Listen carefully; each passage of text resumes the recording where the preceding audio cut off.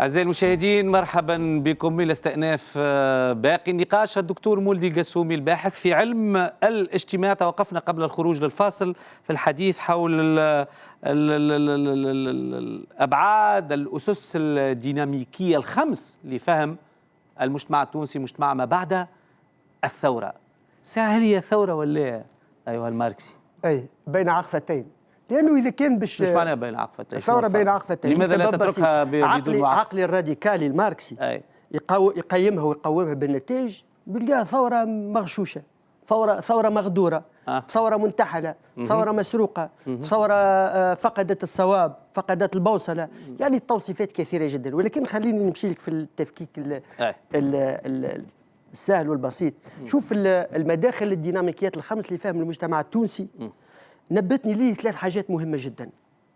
العشرية هذه، أو وقتها كنت أخمم في الموضوع وإحنا في الخماسية في الخمس سنوات الأولى، بعد 5 سنوات أعتقد أنه كافي جدا باش نقرأ ونقف على التقييم. خاصة أنا كنت ملتزم سياسيا، منتظم سياسيا، ما زلت ملتزم سنتي للتجربة ومررت بتجربة الهيئة ذات الاسم الطويل، ثم أشتغل في حقل ساخن وحار ومتحرك يتابع.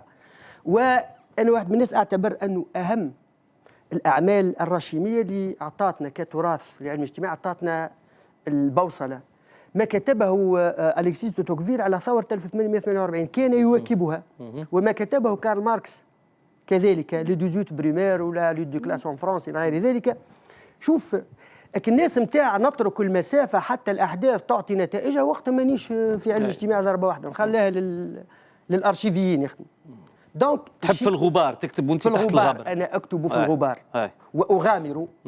وثم من بين التعاليم اللي أنا نمرر فيها الأصدقائي اللي يشتغلوا معايا في خان الكدح المعرفي، اللي عملوا معايا 3 كتب غادي الشبيبة هذوما اللي أثر فيهم، من بين التعاليم أن يتجاسروا على المعرفة، أن يتمردوا على الشيوخ، أن يجربوا كل أفكارهم العلمية دون خشية العواقب، فالباحث دون ذلك زيف واحتيال. لأجرب، أو أنه مع ذلك يتحاول يتهور أحيانا زاد، فلأجرب وأختبر قدراتي العلمية وأخطئ. هذاك علاش اختبار القدرات العلمية يعود فيها الفضل في المستوى الثاني للإيديولوجيا الماركسية اللي كنت أحكي لها. الإيديولوجيا الماركسية اللي أعطتنا لوحات تحليلية مميزة جدا، أن نقرأ المجتمع حسب الشروط والمحددات التي تتحكم في مسارات التطور نتاع البشرية. فجيت قلت المجتمع هذا كيفاش نجم نقراه، وهو عمل حالة سموها حالة استثنائية، رغم الاستثنائية ما يسمى بالثورة التونسية عاشوها الإنجليز قبلنا قرنين ونصرة، ما هيش حالة استثنائية. عاش الميجي الياباني في حالة الانتقال من دولة إقطاعية متخلفة حطام إلى دولة في ظرف 27 سنة أدركت تفوق الغرب. دونك مانيش استثنائيين، أما قلت مع ذلك سأدرس نحاول نفهم هذه. علي إذن بمرتكزات. أكثر واحد خدم على المجتمع التونسي من 1831 حتى ل 2011 هو سي الهادي التيمومي، دكتور الهادي التيمومي. نعم. المدونة نتاعو في كل عجنتها، وفهمت كيفاش فهم هو، وقارنتها بمقتضيات المجتمع التونسي. هذاك علاش لقيت هو البوصلة اللي خلتني نستنطق من مدونته تطبيقا، وكريرو استنطقت من مدونته تطبيقا على واقع المجتمع التونسي بعد 2011 5 ديناميكيات مداخل أعتبرها لا تصلح إلا لدراسة هذا المجتمع. ديناميكية الهامش والمركز.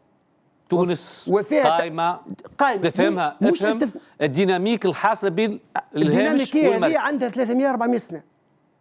2 ديناميكية التنظيمات الاجتماعية. تونس القصري مثلا قولوا هاك مثلا المنار ولا المرسى حيزور. اوكي باش تفهم بلادك لازم تفهم الديناميك هذه، وهي ديناميكيه جدليه. حالتها الجدليه ما تنجمش تفرشها لك معرفيين الا عمتك الماركسيه الحاج ماركس. الباحث ما يعرفش الزهروني البحيره ما ينجمش يدخل البحث. فاهم تونس. 2 ديناميكيه ثانيه ديناميكيه التنظيمات الاجتماعيه.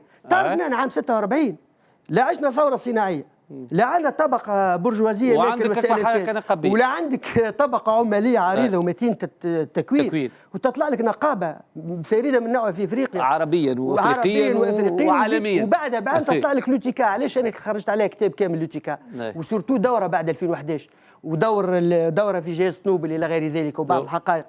اذا ديناميكية المنظمات، قلت التنظيمات اللي هي ديناميكية التشكيلات الاجتماعيه سبيسيفيكمون. هذاك شنو الفرق بين التشكيلات والتنظيمات؟ لا، التنظيمات حاجه، التنظيمات هو المرور من حركه المجتمع او الحركات الاجتماعيه الى حالتها المنظمه. ايش تقصد مالا بالتشكيلات؟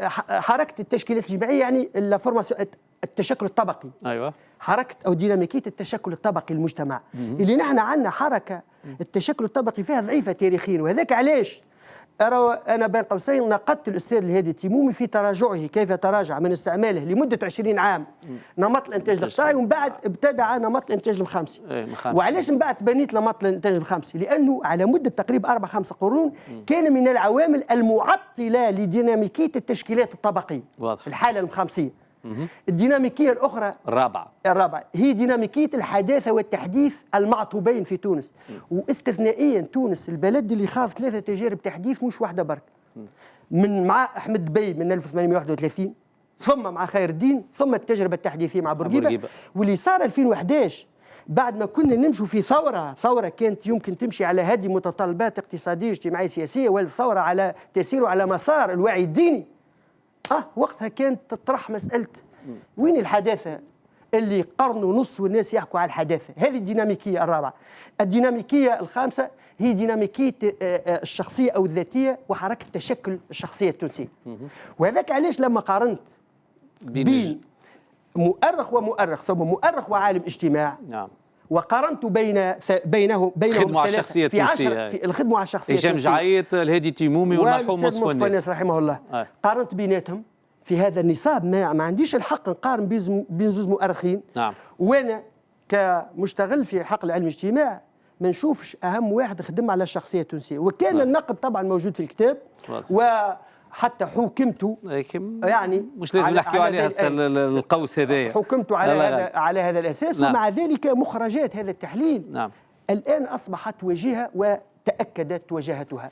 فهذا من فضائل الايديولوجيا الماركسيه اللي خلتني ابتدع هذه اللوحه الخماسيه اللي نجم نفهم بها المجتمع. من فضائل الايديولوجيا الماركسيه، وبناء عليها مررت الى دراسه المجتمع الثوره وما بعد الثوره، ثم في مواجهه التاريخ. اي تو هنا باش نهبط بيك على تو الامثله بعد ما تشرب انت الماء وانا نحضر لك السؤال ايها الماركسي المزهو بماركسيتك وتعتبرها العمق النظري هذا. انت ما عادش ماركسيتك. لا، يقول لك قائل، انا ديما انطق بالغيب.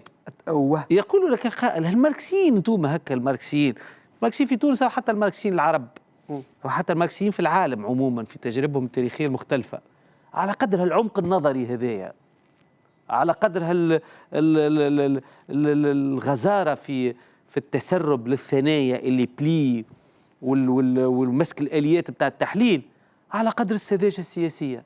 عميقون في النظريه، سذج في البراكسس، فاشلون سياسيا، سذاجه. والدليل زاد، ولن استنطق المولدي القسومي كباحث محايد وشاهد على التاريخ، لا، كفاعل ايضا، وانت ايضا ضمنهم.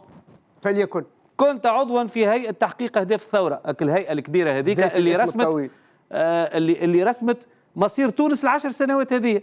تونس اليوم عايشه الجو بما فيه 25 جويي نتاع الرئيس قيس سعيد، بما فيه الاجواء هذيك، بما فيه الواحد، بناء على الارث الاولاني، اللحظه هذيك اللي لميتوا بعضكم مشيتوا لهيئه تحقيق اهداف الثوره التي قادها حينذاك الاستاذ عياض بن عاشور. انتم كنتوا اليسار، لعبوا بيكم الاسلاميين، جماعه الوعي الديني اللي تحكي عليهم، جماعه المحافظين، لعبوا بيكم اللعبه كما حبوا، بعقليه البازار التاجر، فهمت؟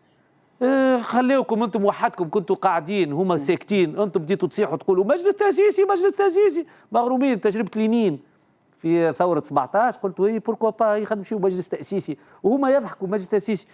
قانون انتخابي قايم على التناصف خاطر احنا نحبوا النساء وهما يكرهوا النساء، راجعين قروسطيين. قالوا لكم اي بوركوا با، خاطر يعرفوا روحهم هما ينجموا يعملوا القوائم، انتم في الاخر ما تنجموش تعملوا. ومشيتوا معهم انتم.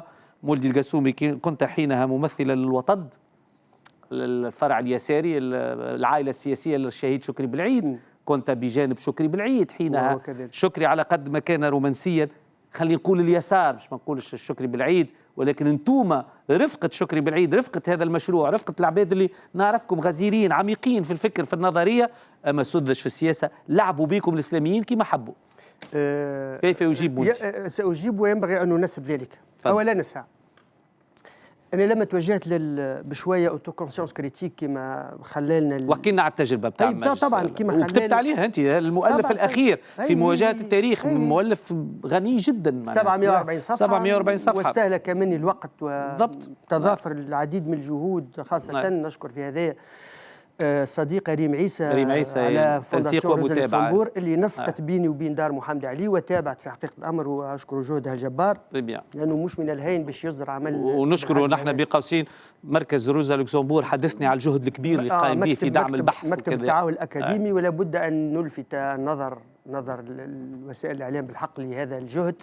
اللي أنا شخصيا هذا الكل من ثمار التعاون معهم. لو راك وزاره التعليم العالي ما خبرنا الكلها فاشله، 314 بنك شجعتك شي بنك رجل اي رجل اعمال طبع لك شي حد جهه كذا عاود اي منين نعرف انا، فما كان روزا لوكسمبور لعل الشيوعيين في بعضكم، خاطركم الشيوعيين في بعضكم، روزا لوكسمبور اللي بعد لانه ملف يرجع لي ملف السؤال، رجع لي السؤال، هذا ملف يشبه ملف واحد اخر، يشبه الحديث على الزبله اللي ما تدوم. معناها مولدي قسومي باحث تونسي شاب لانك شاب في نهايه الامر كذا، الانتاج هذايا الكل لولا مركز روزا لوكسمبور اللي يقول لك تفضل اخدم، لا نعطيك لا واحد، انا نطبع لك. شوف هذا للاسف الواحد ما فما حتى جهه داخليه ويتدب معايا الباحثين اذا كان العمل تطلب جهود بحثيه اخرى كما الترانسكريبسيون نتاع، لانه انك توصل تنزل مداولات نتاع 8 شهور عمل 74 DVD تنزلهم، يلزمك 6 باحثين يخدموا معاك. هذه الاولى يتكفلوا ايضا دون ان انسى كوني اهداء هذا العمل لشكون؟ للراحله زين فرحات اللي مكنتنا من التسجيلات الاصليه، لانه من الشخصيات النادره اللي عندها التسجيلات نتاع 8 شهور كامله لهذه. قوس هذا اضطرينا للتاريخ، لا وللتاريخ خلينا نرجع لك، ايوه للتاريخ خلينا نرجع. انا لما توجهت وانا نعمل لك في التيراده ما يصيرش انت باش تتكلم وانت تكلمت خذيت راحتك في الواحد، باش نرجع لك الثنائيه هذيك، التاجر الذكي والفلاح الساذج. اي لعل من ورث صورة، لعل الإسلاميين بالصدفة كانوا تجار أذكياء واليسار كانوا فلاحين سذج. نجم الثنائية هذه والبوكت الكل هو كل يعني مكونات اللفيف اليساري الكل. السواد الأعظم منه وين؟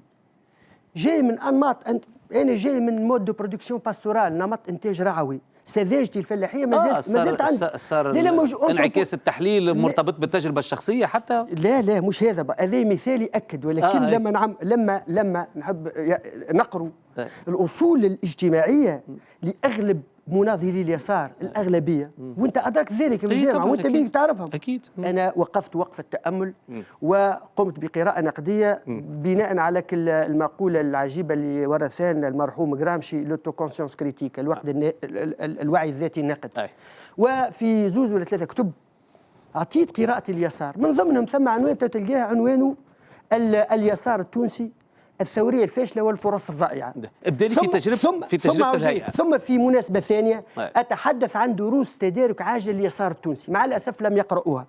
تجربتي انا كانت في نطاق الهيئه باعتبار ممثل عن جهه القاصرين، ولكن ايضا بصفتي منتظم في الوطد، انذاك كان الحركه الوطنيه الديمقراطيين قبل ما يولي الوطد الموحد. نعم. التجربه في حقيقه الامر لم يتلاعب بنا الاسلاميون، وما ينبغي، هذاك علاش الكتاب سميته في مواجهه التاريخ، ما ينبغي ان يعلمه التونسيون أن الأمور كانت مسطرة جيدا منذ 2008. أرجعوا أقروا كتاب نوح فيلدمان طبعا، انهيار بود الدستور العراقي، بود الدستور العراقي.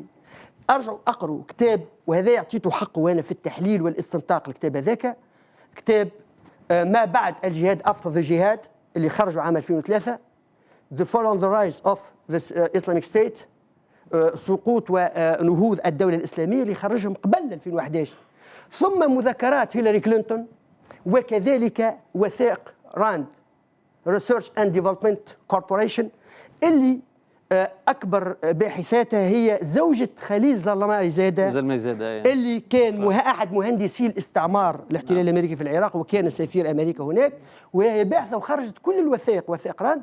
ستجدون الحقيقه ان كل شيء مهيئ. يعني كنت مالا كومبارس مولدي قسومي، كنت كومبارس في هيئه تحقيق اهداف الثوره. لما تقرا الكتاب ستجد انه تلك الهيئه، تلك المؤسسه فرضتها مشروعيه كان لابد منها.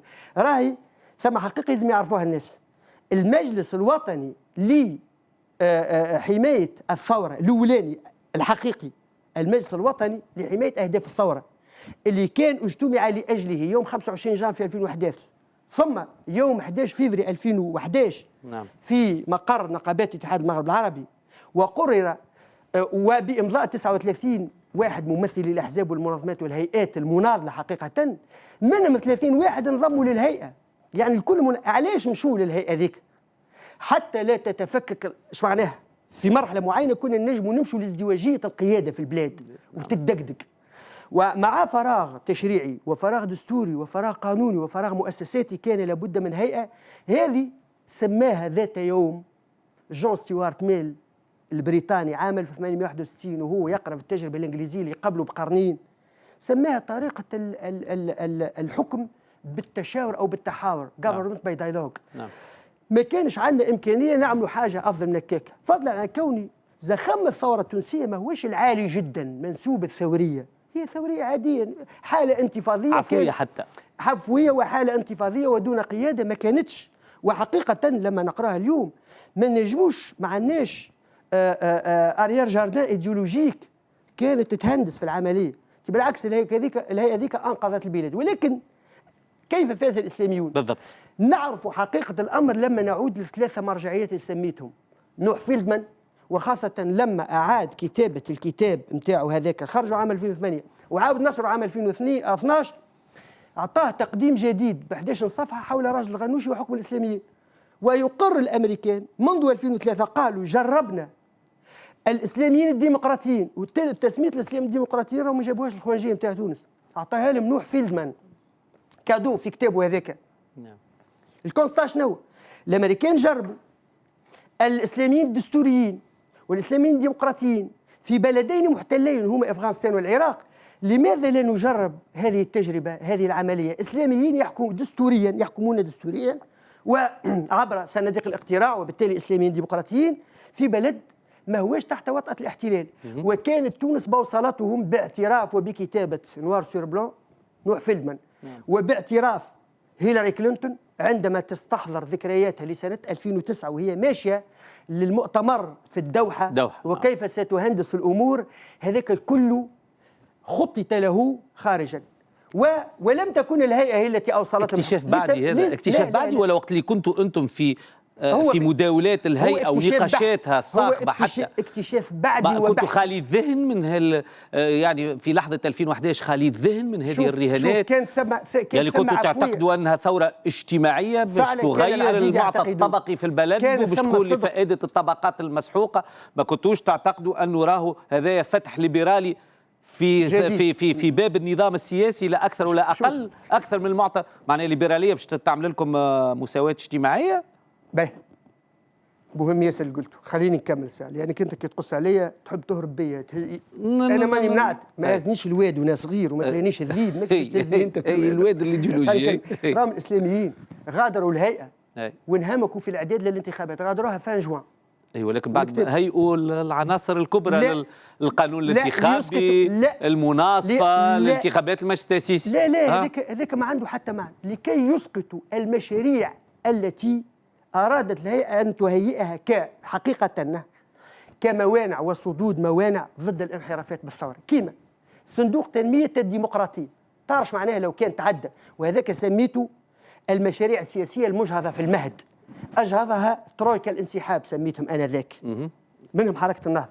شكون ياخذ انسحاب مع النهضة؟ اللي يقرأ الكتاب تو يعرف، ماناش باش نعطوهم كل شيء. ترويكا الانسحاب أنا ذاك مع النهضة. أنت حكيم وتعرف هذا برهان، ذاكرة كاملة.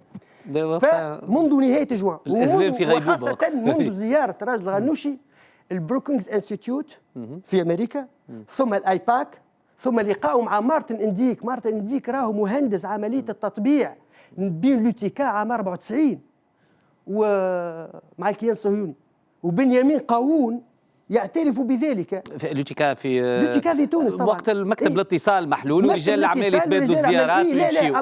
مارتن انديك كان بنيامين قاوون هو هندسه ستيوارت ايزنشتات ومارتن انديك، وبالتالي مهندس عمليات التطبيع الكل هو اللي استقبل الرجل الغنوشي في البروكونغز انستيتيوت. نعم. وتمت طمأنته امام هذاك علاش انهمكوا في الاعداد المالي واللوجستي وتزييف الانتخابات مبكرا. عندهم المعطيات اذا مش تزوير، مش تزوير، فاهمين الموجه.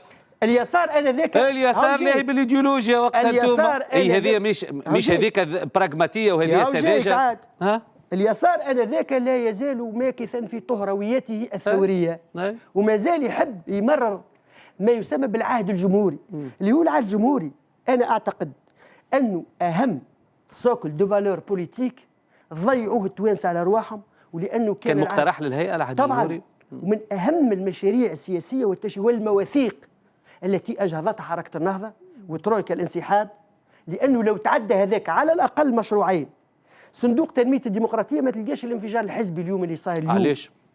عملتوا قانون انتخابي بتاع انفجار حزبي. لحظه اقليات يطلع ب 3000 صوت، يطلع ب 1500 صوت، يطلع ب 500 صوت. هذيك ما عندها حتى معنى. هذيك لم تكن الماركسي في الاخر باش الماركسي العميق مثل امامي مولدي قاسومي يتكى ما يكونش عنده حتى دور في مؤسسات الدوله. حتى انا نورمالمون انا نحس في الحزن الان في المراره. مولدي قاسومي نورمالمون بلاصتو في برلمان 2014، بلاصتو في برلمان 2019، بلاصتو في التأسيسي، لكن انتم بيديكم عملتوا القانون هذاك اللي يسمح بحد اخر على خاطر يشري زوز اصوات بفلوس الكونترا، والمثقف والعميق يتكى على جنب. الحاله الشعبيه العامه عملتوه انتم ولا القانون الانتخابي؟ اي اسمعني، راهو حاله العقل السياسي مساله مؤبده في تونس اليوم.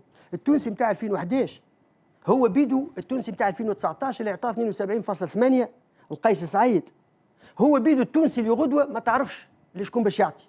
شوف احنا باختصار كفير ما العمل هاو جايك ساعه لما كانت المساله تطبخ بذهنيه ثوريه في اتجاه ما، كانت تطبخ بذهنيه غير ثوريه، مهمتها هو تزييف الانتخاب في 3 ابعاد. الانتخابات اولا الناس اللي فازوا في 2011 وهذا بينته ما فازوش على اساس انهم دعوا الانتخابات تاسيسيه، دعوا الانتخابات حكم. 2 خيضت العمليه الانتخابيه على غير القواعد الحقيقيه نتاع العمليه الديمقراطيه السليمه. هذاك علاش نستعمل عمليه التزييف دون التزوير، لان التزييف في المساله الذهنيه. والمساله الثالثه عدم تكافؤ القوى وكذلك الدعم المالي الرهيب اللي اليوم توا العباد رجعت له.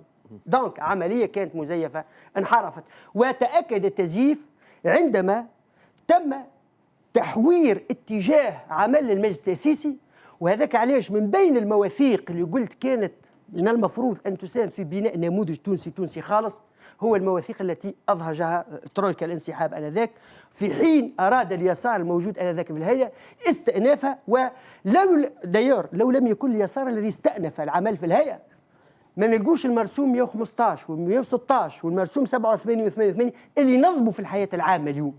لأنه آنذاك حركة النهضة قررت بعد أن نالت التطمينات وكتب نوح فيلدمان وشيريل بينار وهيلاري كلينتون يثبتون ذلك، وهذه كتب خرجت عام 2008. رغم ذلك ما يصيرش مولدي يسمح لي على غالب مربوطين بوقت وتوقيت، ورغم ذلك مولدي قاسومي اللي كان في الوطنيين الديمقراطيين قبل ما تحول الوطن الموحد إلى اليوم يقول اليسار يحتاج إلى دروس تدارك، ولكن للأسف لم يرسم نفسه على مقعد دروس التدارك. لماذا انسحبت بالتجربة السياسية الحزبية؟ انسحبت لأنه وهل ما زال مولدي الماركسي بحثا يعتقد في مستقبل الماركسية مجتمعا؟ اخترت أن أوجد حيث أنفع. لم أكن بعد شكري رحمه الله لم يكن بالإمكان أن أنفع لسببين 2. وقفت على حقيقة أنه يسار اللحظة آنذاك وهي لحظة ممتدة إلى اليوم فيه خصلتين. الأولى أنه شبيه بشرطي حركة المرور يمرر الجميع ليصلوا سالمين ويمكثوا في مكانه، ويتسم بحالة أخرى ثلاثية الأبعاد شبيه بالمحمية الطبيعية، حالة فرجوية المحمية الطبيعية باهي يفرج لا يندثر، يحرك الشارع ويعمل صخب، لا يندثر ولكنه لا يتطور. إذا وقفت على هذه الحقيقة، وهذا نقد وجهته آنذاك وكتبته، وهذاك علاش بنات قلت لي وطد بعد شكري بالعيد وبعد المرحوم سنان العزابي ما لقيتش فيه راحتي. ما لقيتش فيه راحتي، أنا بعد شكري وبعد سنان المرحومين ما لقيت روحي ننفع في حاجة أخرى، ويبدو أني إلى حد ما ونسبيا نفعت هكا خير يظل. سينو راني نجم نكون عملت دورة أو دورتين برلمانيتين وأحلت على التقاعد السياسي. أنا لم أحل على التقاعد السياسي، أنا لا أزال مسيس وأتبنى، وبل بالعكس انغمست في السياسة أكثر وبشكل بعيد عن الإكراهات الحزبية. نعم. وبشكل فيه أكثر أريحية وأكثر موضوعية. تعتقد وماركسيتي هي أداة تحليل وليست أداة عمل حزبي، وهذا الأنفع بالنسبة لي. وخارج إطار أداة تحليل، يعني هل يزال يعتقد مولدي قسومي في مشروع حلموا به الماركسيين العرب، حلموا به الأجيال طويلة من اليساريين، هي عودة يعني أن الماركسية لا زال لها إمكانية للتأثير في يتنادى إليها الجميع اليوم في العالم. أزمات الرأسمالية كلها الموجودة، أزمات النسق الرأسمالي في العالم اليوم تفهموا بالماركسية. فيها بكل يقينية وفرحة يتناول فيه يتنادى لها الجميع. لا تفهموا ايش معناها؟ كيفاه؟ مش ينضبطوا لها كتنظيم سياسي، لا. الماركسية اليوم هي الأقدر على التفكيك وفهم الواقع اليوم، لأن الماركسية ما هيش عند ماركس مدرسة. نعم. والماركسية من ماركس إلى الماركسيين، إلى الماركسية الجديدة اليوم في العالم. نعم. توني نيغري وغيره من الماركسية التي أعطت لاهوت التحرير في أمريكا اللاتينية، التي أعطت تجارب إنسانية صالحت مجتمعات مع أسسها الثقافية في العديد من التجارب. هذيك هي الماركسية التي تستنبت في فضاء كل مجتمع على حدة، فضلا على كون اليوم الأزمات الطاحنة اللي وصلنا لها عن طريق الرأسمالية المتوحشة والنيوليبرالية والسيستم بريتن وودز اللي من عام 44 وهو يرحي في الدول والمجتمعات. اليوم تو يرحي في الطبيعة زادة، ويرحي في الطبيعة إلى غير ذلك. اليوم رجعت الناس كلها للماركسية، مش أنا باش نقول العالم الكل. ولكن يبدو لي أنه في ظل هذا الكل باش تلخص لي توا. لخص لك في صح هربت بينا. كهو باش تلخص لي وفيه الوقت. شوف باختصار شديد باش تعرف رحلتنا من هنا إلى هناك أو من هناك إلى هنا. راهي تحكمت فيها وعي وإدراكي استخلاصيا، كونه نحن التوانسة بشكل عام، وهذا يطبق سواء على تجربتي السياسية أو تجربتي البحثية. نعم. التوانسة تتوفر فينا 3 خصال مهمة جدا. نعم. نحن نرتكب الأخطاء نقيم فيها فتتحول إلى حقيقة، ونمضي في التبرير ولا نؤمن بالمراجعات. وهذه تقريبا بار اكسترابولاسيون على الجميع. قبل في الواحد لأنك ذكرتني في القصة هذه، وأنت خصصت حيز صغير ولو عندك في ثواني رغم الله غالب ما نجموش. لا لازم نقول لك الحاجتين الأخرين لأنه تحكي على الماركسية ومستقبلها. أليس عصر هو عصر الشعبوية الآن؟ ثم شعبوية يسارية مع الأسف، شعبوية قيس سعيد افتكها من شعبوية حمل همامي، رغم أن أنا أجزم أن ككليهما لم يقرأ شونتال موف ولم يقرأ إرنستو لاكلو اللي نظروا لعائلة كريشنر في الأرجنتين، وبيرون كذلك في أواخر السبعينات، ونظروا للشعبوية اليسارية. لكن ثم شعبوية تتأصل فكريا وعلميا وما تدمرش المجتمع، وثم شعبوية تعرف تعمل تدمر كل المؤسسات وتحل أوتوروت بين الشعب والزعيم. وهذه الشعبوية الخطيرة جدا الخطيرة هي التي تقوم على أن الزعيم هو الذي يعطي المعنى والمفهوم للشعب وليس العكس. أنت تحكي فيها تحكي في مؤلف من المؤلفات أن اليوم الفضاء السياسي العام مشغول ب3 حشود. تسمي تحكي من ضمنها الحشود القيسية، التنوع الطائفي للحشود القيسية والحشود الإسلاموية. اليوم مش فما العركة بالنسبة ليك مولدي قسومي تلخصها بين 3 حشود تقريبا هكا على ما أظن، ولا حاجة. قلت الوضعية إلا التي بنت وأعطت فرصة لصعود الشعبوية. نعم. والتنوع الطائفي للحشود القيسية هي أولا وجود الحشود القيسية شعبويا. نعم. 2 شيخوخة القوى السياسية التقليدية. نعم. وأزمة الديمقراطية التمثيلية. بالضبط. هذا اللي خلانا نعيش اليوم مأساة في علاقة باليسار، باش نمهد نرجع لك الزوز معطيات اللي مصر أن نقولهم وما يلزمكش تقصهم للتاريخ.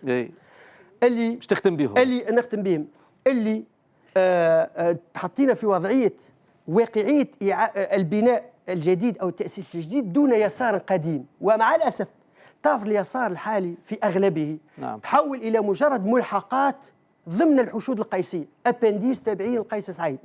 والحال أنهم لما كانوا هما يعملوا في السياسة قيس سعيد ما كانش يعرفوا حتى حاجة. هذاك علاش يخليني نمضي بعد ما قلت لك نحن تونسيون نرتكب الخطأ نقيم فيه طويلا فيتحول إلى حقيقة، نخشى المراجعات ونمضي في التبرير.